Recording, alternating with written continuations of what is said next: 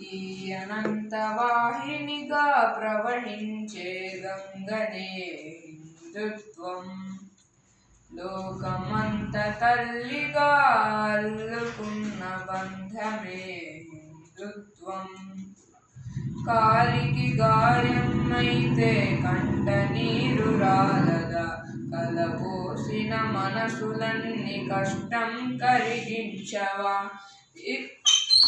కాలికి గాయమైతే కంట నీరు రాలదా, కలబోసిన మనసులన్నీ కష్టం కరిగించవా. కలసి బతకడం మన ధర్మం మర్మం, హరివిల్లుకు పురుడోసిన పుడమి పూలవనం.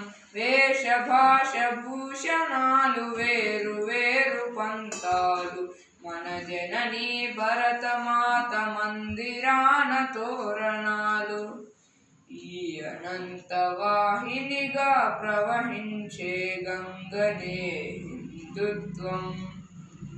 లోకమంత తల్లిగా అల్లుకున్న బంధమే హిందుత్వం.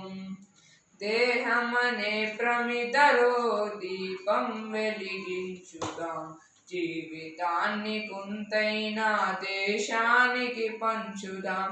ఇవ్వడమేలే ఈ జాతి లక్షణం, ఫలములిచ్చుటే గాని కోరదు ఫలితం. ఇవ్వడమేలే ఈ జాతి లక్షణం, ఫలములిచ్చుటే గాని కోరదు ఫలితం. ఎన్ని యుగాలైన గాని మారనిది ఈ గుణం, ఎన్ని యుగాలైన గాని మారనిది ఈ గుణం. ఎంతైనా మనమంతా తీర్చాలి ఈ రుణం.